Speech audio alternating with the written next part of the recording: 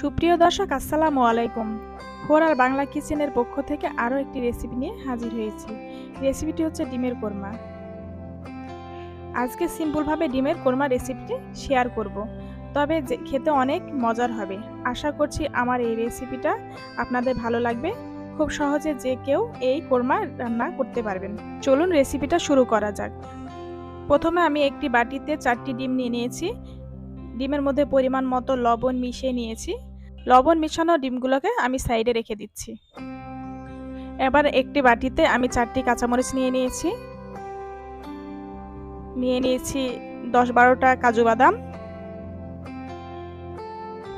10-12টা কিশমিশ। এই সবগুলো মশলা একসাথে অল্প একটু পানি দিয়ে ব্লেন্ডারে পেস্ট করে নিব।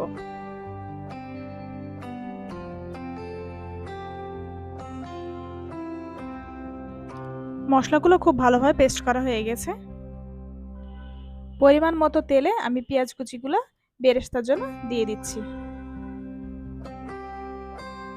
পেঁয়াজগুলো নেড়েচেড়ে বেরেস্তার জন্য ভেজে নিতে হবে। ব্রাউন কালার না হওয়া পর্যন্ত ভাজতে থাকবো। ব্রাউন কালার হয়ে গেছে, এবার আমি উঠিয়ে নিব। একই তেলে এবার আমি ডিমগুলো ছেড়ে দিচ্ছি।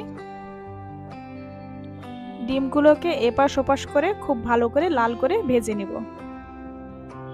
ভাজা হয়ে গেছে, এবার আমি উঠিয়ে নিব। একই তেলে ছেড়ে দিচ্ছি 2 পিস দারুচিনি, 3 পিস তেজপাতা, 3 পিস এলাচ, 6-7টা গোলমরিচ। এগুলোকে ভালো করে ভেজে নিতে হবে। ভেজে নেওয়া হয়ে গেলে আমি দিয়ে দিচ্ছি 1 কাপ পেঁয়াজ বাটা। পেঁয়াজ বাটাটা ভালো করে কষিয়ে নিতে হবে। ভেজে নেওয়ার পর আমি এবার দিয়ে দিচ্ছি 1 চামচ আদা বাটা, 1 চামচ রসুন বাটা, স্বাদমতো লবণ দিয়ে ভালো করে নেড়েচেড়ে মশলাগুলো কষিয়ে নিচ্ছি। মশলাগুলোকে ভালো করে না কষালে পেঁয়াজের গন্ধটা থেকে যাবে। আগে থেকে যে বাদামের মিশ্রণ বেটে রেখেছিলাম সেটা দিয়ে আবারও নেড়েচেড়ে মিশিয়ে নিচ্ছি। আরও কিছুক্ষণ কষিয়ে নিচ্ছি। কষানো হয়ে গেছে, এবার আমি দিয়ে দিচ্ছি 1 চা চামচ জিরার গুঁড়া, 1 চামচ ধনিয়ার গুঁড়া, 1 চামচ মরিচের গুঁড়া।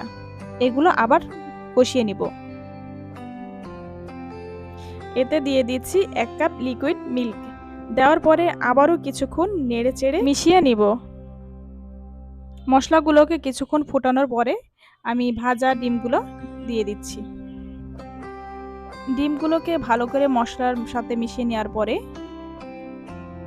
ঢাকনা দিয়ে 10 মিনিট হালকা আঁচে রান্না করে নেব। 10 মিনিট পরে ঢাকনা উঠিয়ে ভালো করে নেড়েচেড়ে দিব যতক্ষণ না ঘন হয়ে আসে।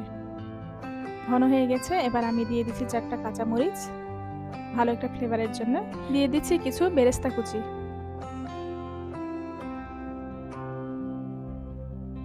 রান্নার শেষ পর্যায়ে আমি 1 চামচ ঘি দিয়ে দিচ্ছি।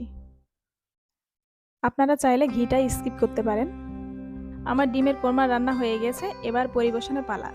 আপনারাও চাইলে খুব সহজে এই কোরমা রেসিপিটি করতে পারবেন। আশা করি আমার এই রেসিপিটা আপনাদের ভালো লেগেছে। ভালো লেগে থাকলে লাইক, কমেন্ট, শেয়ার এবং সাবস্ক্রাইব করতে ভুলবেন না। ভালো থাকবেন, সুস্থ থাকবেন। আল্লাহ হাফিজ।